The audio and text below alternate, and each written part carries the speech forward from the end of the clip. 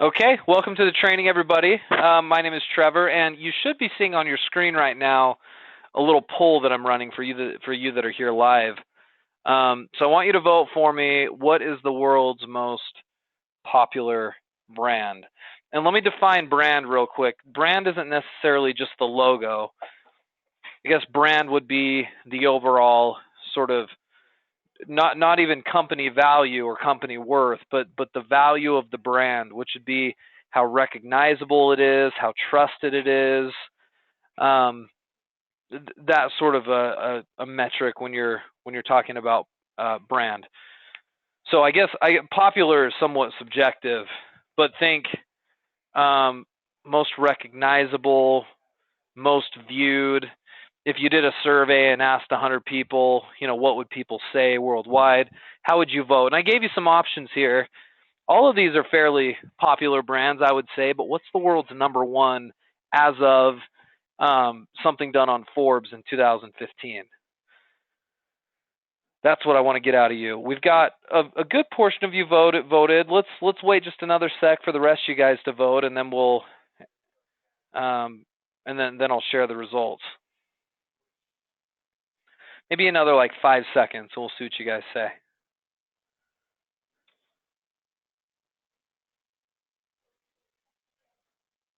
All right, I'm going to close out the poll. Close. Here's the results right here.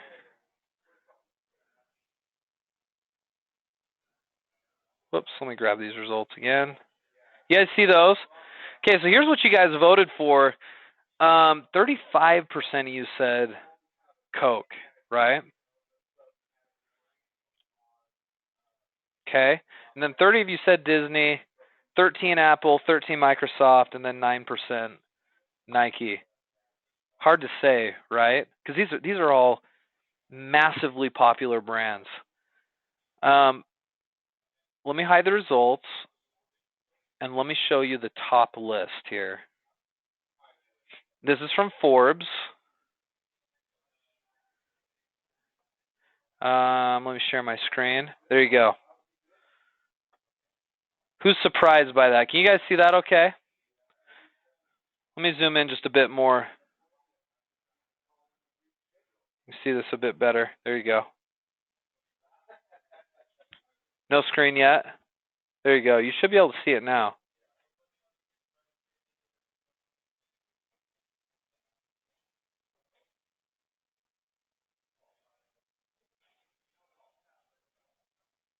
Okay.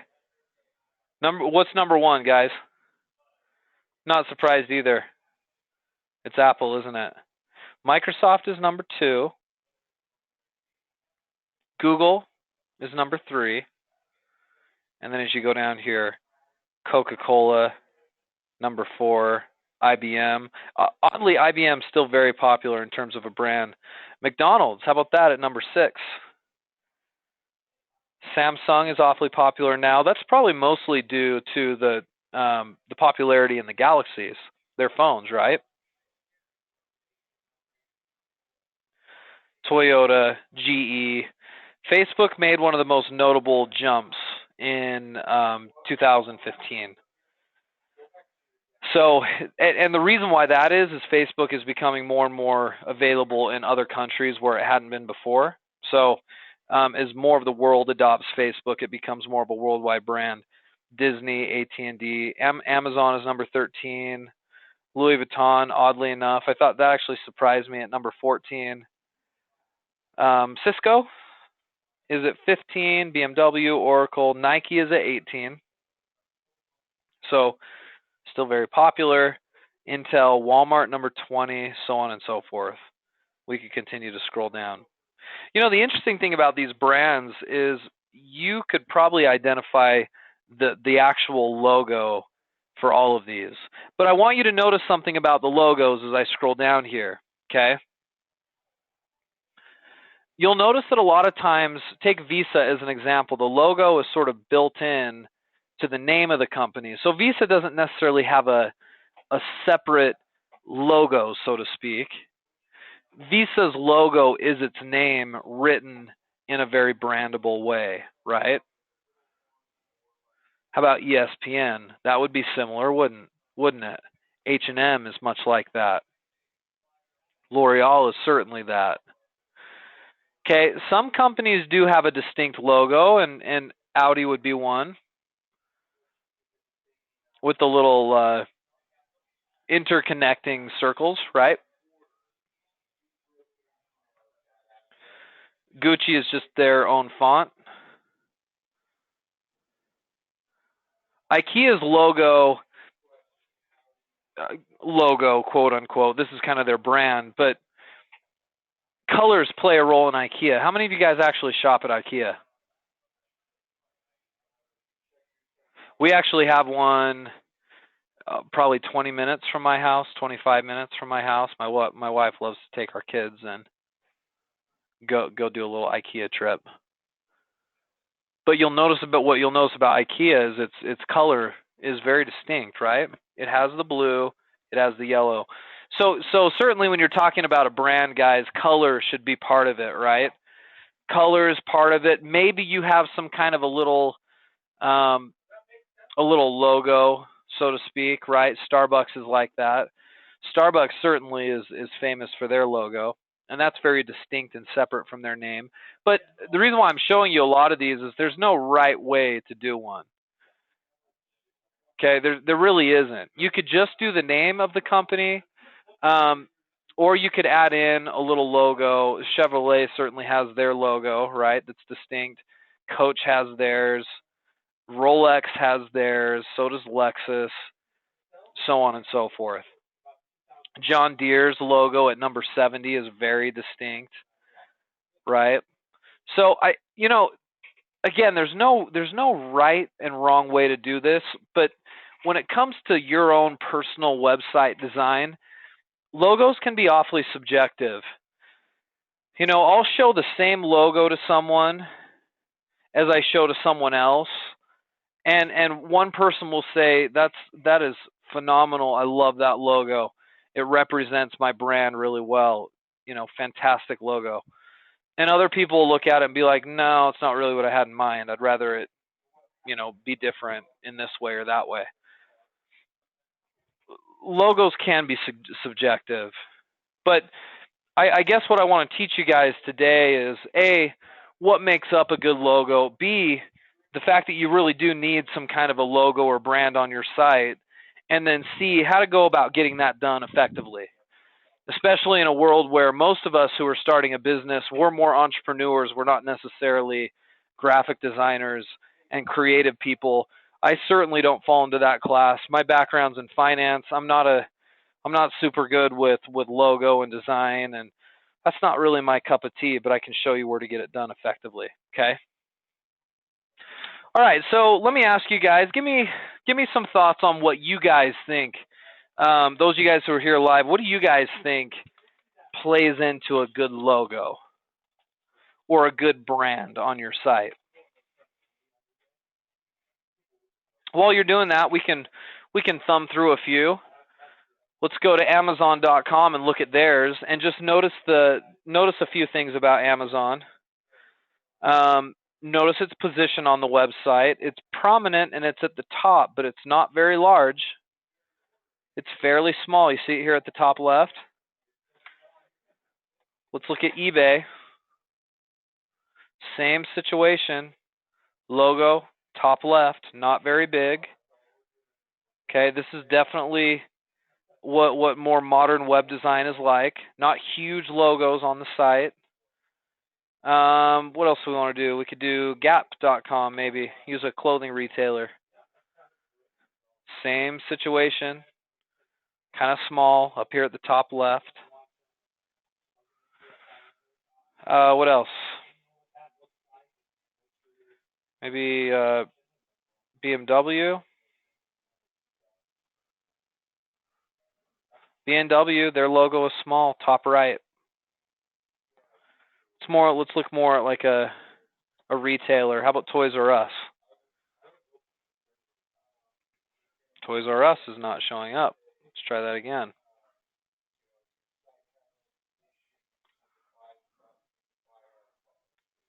There it is. Toys R Us, top right. or sorry, top left. About, I'm looking at brands on my desk right now. How about Acer? See if they've got a website here. They most certainly do.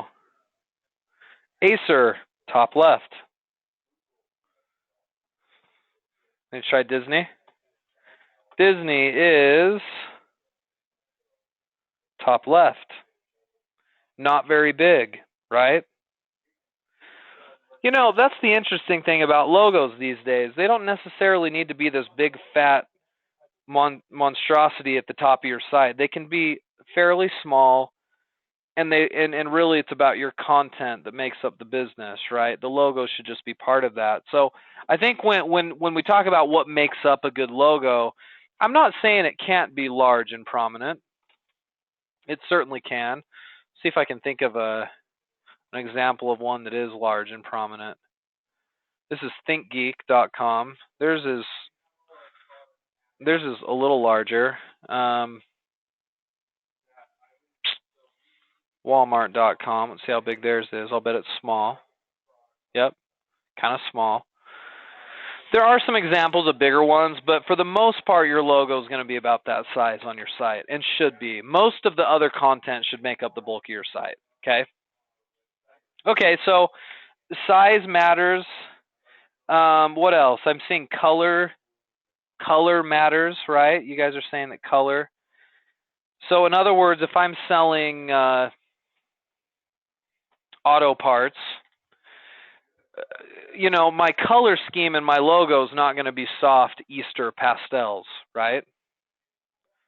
Or vice versa. If I'm selling something like linens and comforters, I'm not going to have like a hard color scheme, right?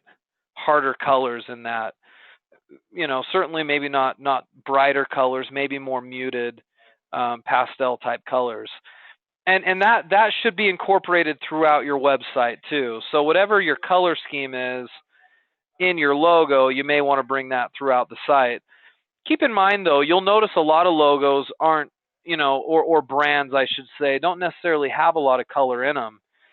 I mean, if I have a designer clothing line, you'll notice a lot of the competitors in that space simply have an interesting font with their name written out. There's no logo or anything, right? We saw Gucci does that. I think Louis Vuitton does that. Coach has a little logo, but that's the thing, guys. It doesn't necessarily have to have some sort of a logo. So, but we're talking about overall brands. So, you know, color definitely plays a role in that. Something memorable, something creative, right? But remember, it's going to be fairly subjective. And so while you might not like a certain logo, other people may, and vice versa. You may love a logo, but other people may not. If you want a good, honest review of your current logo, ask your coach. Because here's the thing, you know, someone who's been in marketing for a while, certainly your coach or somebody on the coaching staff here, has seen hundreds and if not thousands of different logos that have been designed. They can give you a pretty good idea if you've got a decent logo or not. Now, if it was designed by our design team, I'm assuming it's going to be a pretty darn good looking logo. If you're doing it yourself, ask the opinion of our people here. Sometimes if you ask the opinion of friends and family, they'll tell you something that may not necessarily be in your best interest. Maybe they're saying something just to make you feel good, right? Especially if you're the one who designed your logo.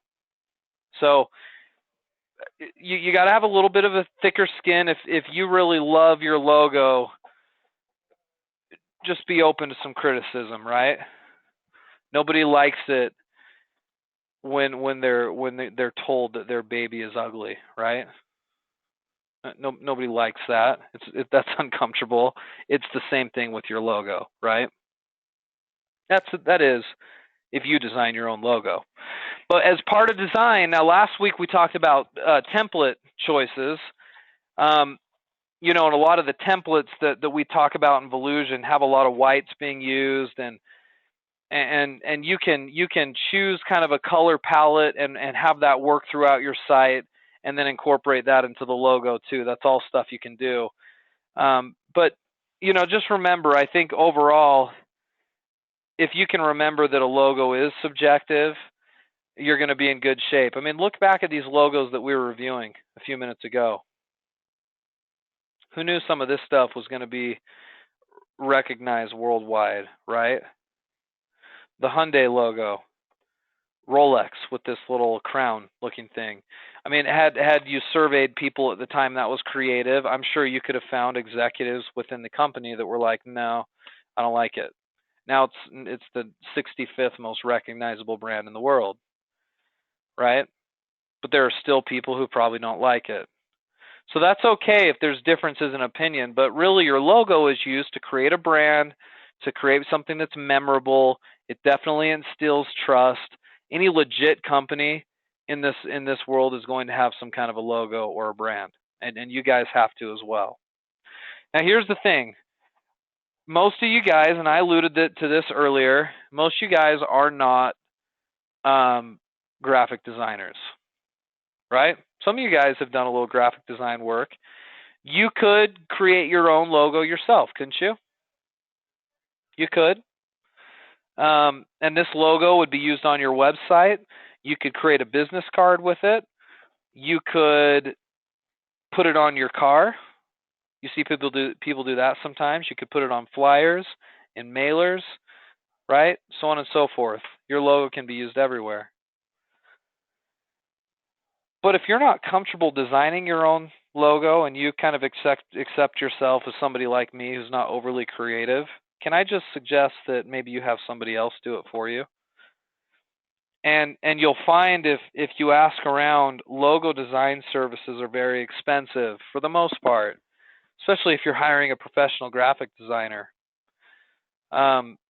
It's not cheap because logo and graphic design and brand work isn't necessarily easy to do, and it can be time consuming even for some of the very best. So, I mean, for example, if you hop onto Google and just do a search for whatever, for, you know, logo design, and do a search, you know, you'll see some websites come up. A lot of the paid ones, like this one right here, comes up a lot when you look up logo design. It's called 99designs.com.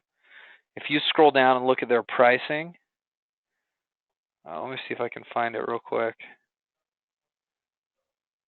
Let's see.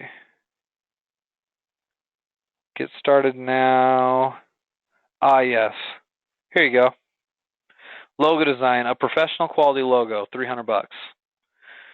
Okay, that's kind of like mid-range pricing right there. I've seen logos and logo and brand design that goes upwards of $1,000, and I see it as low as $5. So it's one of those things where if you pay a company to do one, you can be as cheap as $5. No, you can be cheaper than that, right? You can get one done for free. There's free sites out there, but you sort of get what you pay for. I don't know if I'd do a free site. Up to, you know, $5, you can sometimes get reasonable ones. These mid-level ones for $200 or $300, and then the higher ones, you know, around $1,000. Again, this is one thing. If you don't know anything about logo design, it's hard for you to appreciate this, because a graphic designer, they may get an idea of what you do for a business, and they may go out there and start creating different concepts and spend hours of their professional work creating this logo, and they might give it back to you or give you a couple of versions of it, and you might be like, these are horrible, I hate these, right? And the graphic designer is like, well, you know, you only gave me so much information. And that's what happens a lot of times in graphic design. It's like the client says, you know, I sell bedding and I want kind of a nice logo. I don't really know what I want it to look like, but create me something nice. And then the graphic designer comes back and they put tons of time and energy into it, and the client hates it, right? That that happens, but sometimes it's okay because then the graphic designer can go back based off of feedback and put something together. So bottom line is it does take a lot of work. Whether it comes back and it seems overly simple and you think I could have created that, that's why these guys charge what they charge. Good graphic designers are super expensive.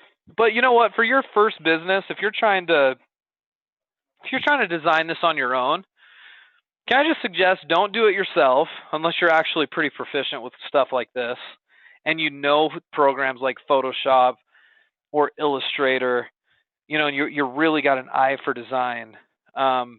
If you don't, my suggestion is don't pay mid-grade prices like this for a logo for your site. I would probably do something as cheap as 2 things. And I've shared some of these things with some of you before, but I'll give you 2 options that I think work out really well. Option 1, these guys do a pretty decent job. LogoNerds.com. Logo Nerds is pretty cheap. I think you pay in the neighborhood of $20 for their low one. Oh, let's see. Here it is. Logo Nerds, $27 for their low package, $97 for their high package. I would go with their low. You can rebrand your site at some point if you hate it, but seriously, $27. It's pretty cheap. And they do a pretty decent job. So those guys I'd recommend, or, if you're really doing this on a budget, you got to get a logo done. I'm telling you right now, Fiverr is definitely your spot. How many of you guys here have used Fiverr? And Vicki, you just asked about Fiverr.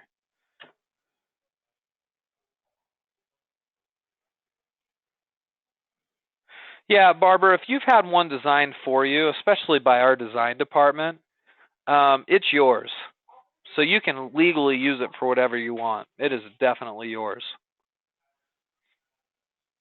Certainly none of our designs are going to violate any copyright stuff. It's yours to use how you please.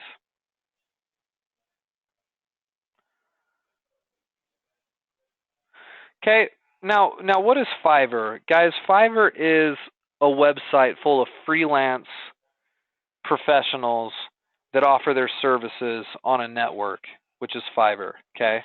So for example, if I go to logo design and do a search for that here at the top, the reason why Fiverr gets its name is it costs $5 for everything at its base price, okay? So like we'll take this one, for example. It's called I Will Design an Outstanding Logo, and if I click on that, this is an individual who clearly has a lot of experience, because look over here.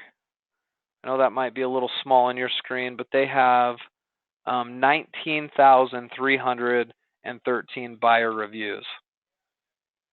So in other words, these guys have gotten used a lot, and you know what? They've got a pretty good score, 4.9. Now you can look at these reviews in more detail. If I click on them, I can come down here and see, what people have said.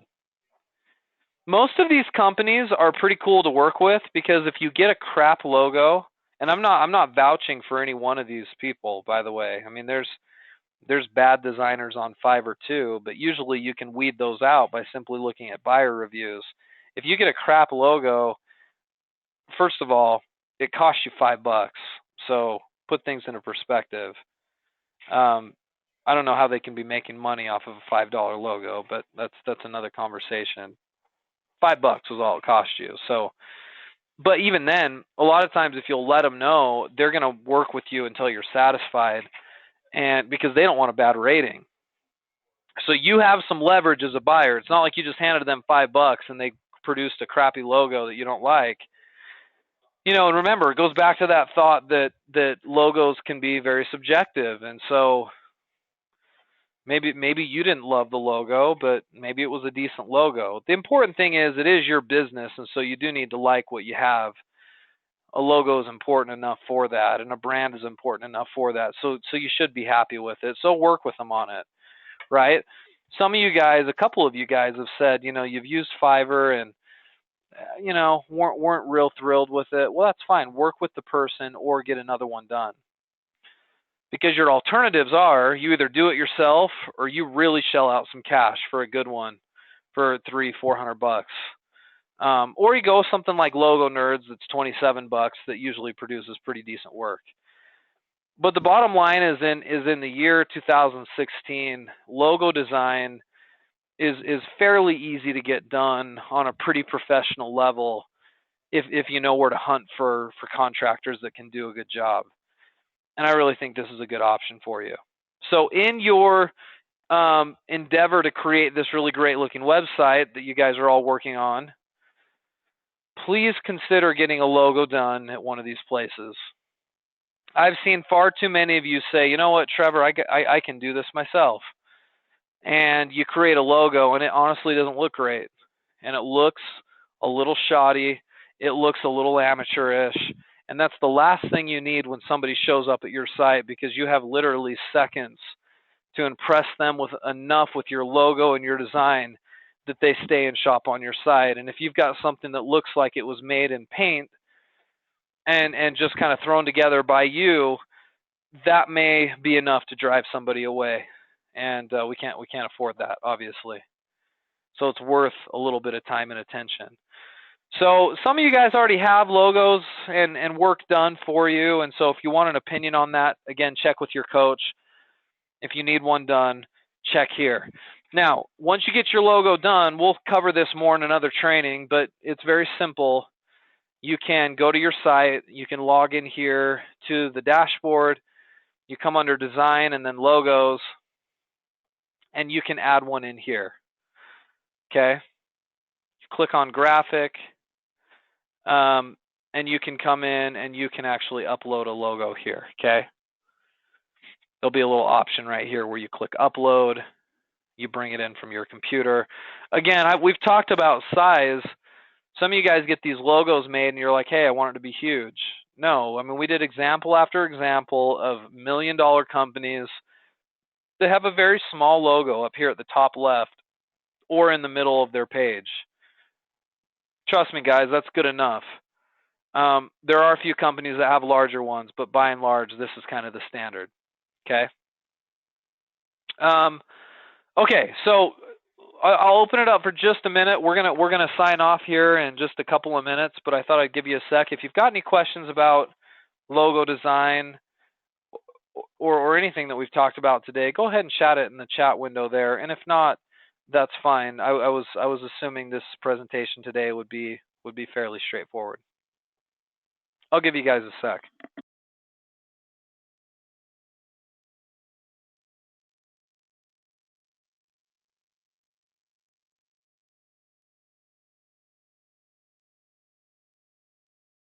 And that's fine, Vicki. Go ahead and send that over to me.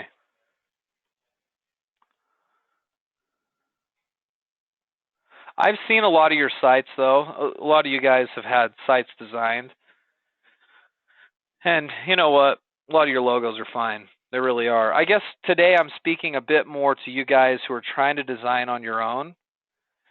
And you're trying to do it professionally, but also in an inexpensive way. And that's why I offer to you guys Logo Nerds as well as Fiverr is an option. Okay.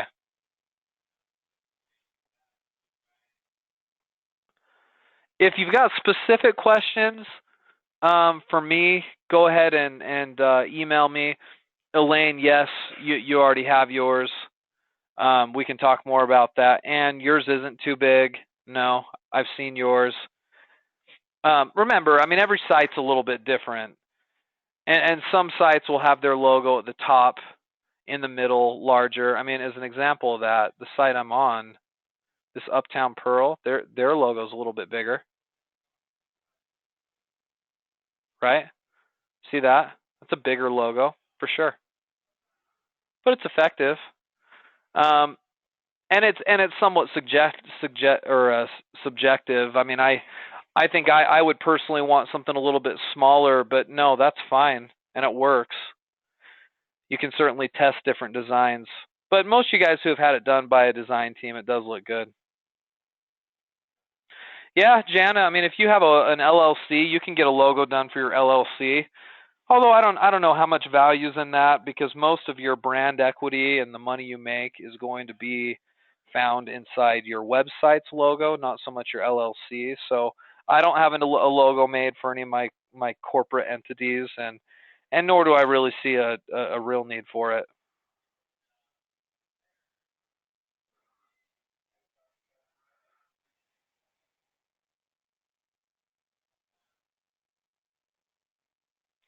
Yeah, don't use it then, Lawrence. If you find a logo as you're searching for logos for yourself, and it's watermarked with another brand, don't use it. As simple as that. Because in that case with Shutterstock, Lawrence, if Shutterstock is sort of written over the top of it, it means it belongs to them, and you need to go buy the rights to be able to use it. And don't use it without buying the rights. Good question. Okay, well, guys, if you have any other questions specifically for me, if I'm your coach, email them over to me. Happy to take them. Otherwise, for those of you guys who are working on your first website, good luck.